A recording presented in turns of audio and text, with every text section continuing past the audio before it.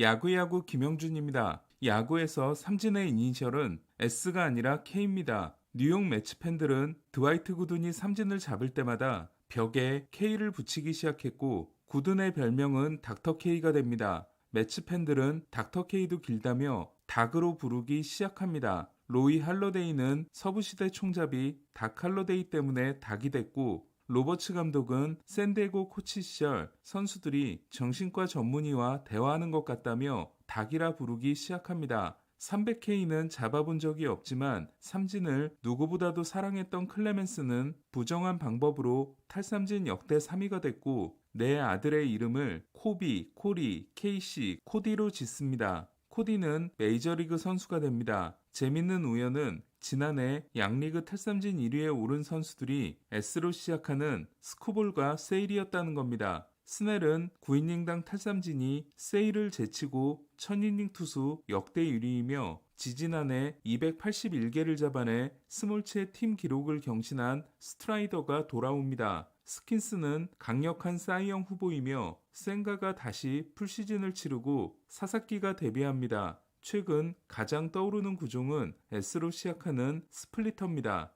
2008년 점유율이 1.4%였던 스플리터는 재작년 2.2%로 최고치를 찍은 데 이어 지난해에는 3.0%를 돌파했습니다. 지난해 잭 윌러는 스플리터 장착을 선언하면서 2024개의 사이영을 가져다 줄지도 모르겠다고 합니다. 윌러는 2021년에 이어 또 2위를 했지만 2021년에 이어 통산 두 번째로 9이닝당 탈삼진이 10개를 넘었습니다. 스플리터의 유행을 주도하는 건 일본 투수들과 시애틀 투수들입니다. 사사키 가즈이로, 에디 과르다도, JJ 푸츠, 데이빗 아즈마, 브랜든 리그로 이어진 스플리터의 전통이 계속되고 있는 시애틀은 로건 길버트와 조지 커비에 브라이스 밀러가 가세했습니다. 평균 자책을 4.32에서 2.94로 떨어뜨린 밀러는 스플리터에 대활약이 있었습니다. 일본 투수들은 기쿠치를 제외하면 스플리터를 안 던지는 투수가 없고 대부분 주무기에 해당됩니다. 스플리터의 비중이 올라가는 이유는 일본 투수들이 늘어나는 것도 있지만 요즘 타자들에게 효과적이기 때문입니다. 수비 시프트와 싱커의 결합은 발사각도 혁명을 불러왔고 이는 다시 하이패스트볼의 유행으로 이어집니다. 하이패스트볼과 궁합이 가장 좋은 공은 떨어뜨리는 공인 스플리터입니다. 센가는 일본에서의 통산 피안타율이 1할 1푼살이, 삼진율이 54.6%였는데 메이저리그 첫해 피안타율 1할 1푼, 헛스윙률 59.5%를 기록함으로써 유령 포크가 허언이 아니었음을 증명합니다. 유령 포크는 공이 오다가 사라진다고 해서 붙여진 별명입니다. 스플리터가 날씨의 영향을 많이 받는 공으로 알려졌기 때문에 시카고의 추운 날씨가 어떨지 궁금했던 이마나가 또한 피안타율 2할 4리, 헛스윙률 43.1%로 대활약을 했습니다. 일본에서 어색했던 라이징 패스트볼, 스플리터 조합이 제 무대를 찾았다고 할 수 있는 이마나가는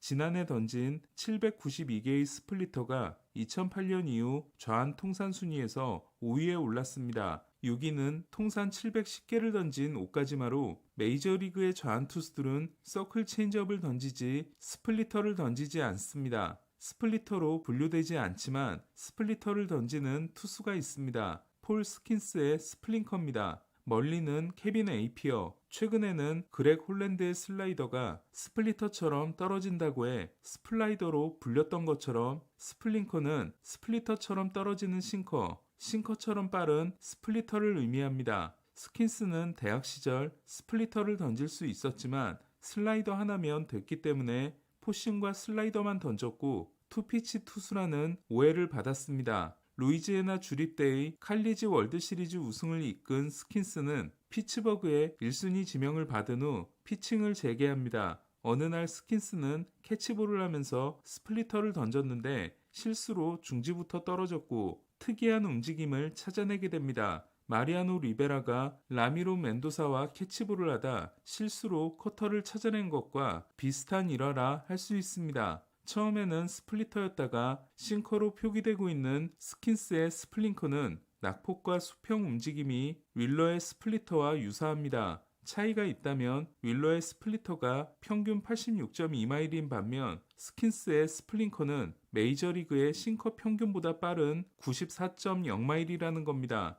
스플링커를 던지는 투수는 한 명 더 있습니다. 하지만 요한 두란의 97.0마일 스플링커는 스플리터로 분류되고 있습니다. 일본 선수들의 스플리터는 암사이드 쪽으로 휘는 움직임이 미국 투수들보다 덜한 게 특징입니다. 센가는 낙폭 37.7인치, 암사이드 7.2인치, 오타니는 낙폭 31.4인치, 암사이드 8.1인치, 야마모토는 낙폭 30.9인치, 암사이드 8.6인치, 이마나가는 낙폭 33.0인치, 암사이드 10.3인치로 던지는 팔 쪽으로 휘는 움직임이 가즈먼, 스트로먼, 조라이언, 이볼디, 하우크, 예이츠 등 스플리터로 이름난 미국 투수들보다 상대적으로 적었습니다. 이는 일본 투수들은 일본에서 뛸 때 스플리터를 유인구로만 쓰지 않고 콜드 스트라이크를 잡는 공으로도 써야 했기 때문이 아닌가 합니다. 횡으로 휘는 움직임이 크면 좋을 것 같지만 제구를 하기는 더 어려워집니다.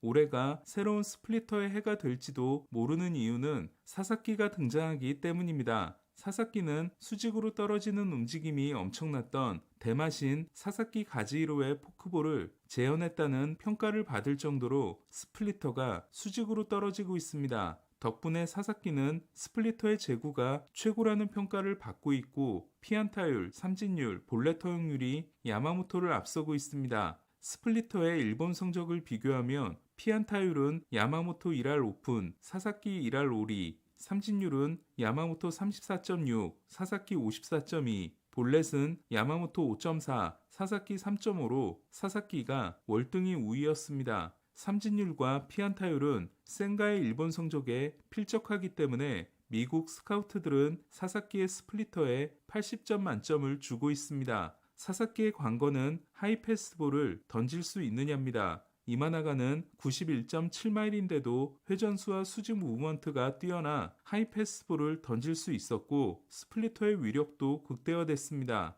야마모토는 95.5마일이 일본에서의 마지막 시즌보다 빨랐지만 회전수가 많이 떨어져 메이저리그 타자들과 하이패스볼로 붙지 못했습니다. 대신 야마모토는 칼제구를 보여줍니다. 사사키는 회전수가 이마나가와 야마모토 사이일 거라는 예상이지만 구속 경쟁력이 워낙 뛰어나기 때문에 하이패스볼 승부가 가능합니다. 다나카도 팔꿈치 인대에 문제가 생기기 전에는 포싱과 스플리터의 높이차를 이용했지만 PRP 주사를 맞고 나서는 싱커를 낮게 던지고 스플리터를 더 낮게 던지는 피칭을 해 위력이 줄었던 바 있습니다. 가장 궁금한 스플리터가 사사키라면 다저스는 스플리터를 가장 많이 던지는 팀이 될 걸로 보입니다. 오타니, 야마모토, 사사키, 일본 트리오에 스플리터가 주무기인 커비 H가 가세했기 때문입니다. 그렇다면 중요해지는 선수는 포수 윌 스미스입니다. 저는 양키스가 다나카에게 게리 산체스가 아니라 블로킹을 잘하는 포수를 붙여줬다면 다나카의 커리어가 달랐을 수 있다고 생각합니다. 지난해 블로킹 하위 순위는 쉐이 랭걸리어스, 프란시스코 알바레스, 윌 스미스, 코너웡, 루이스 캄프사노 순이었습니다. 블로킹만큼은 제가 포수를 하면 안 된다고 생각하고 있는 캄프사노보다 나빴던 겁니다. 반면 수비형 포수였던 반스는 다른 수비는 모두 무너졌지만 블로킹은 유지되고 있습니다.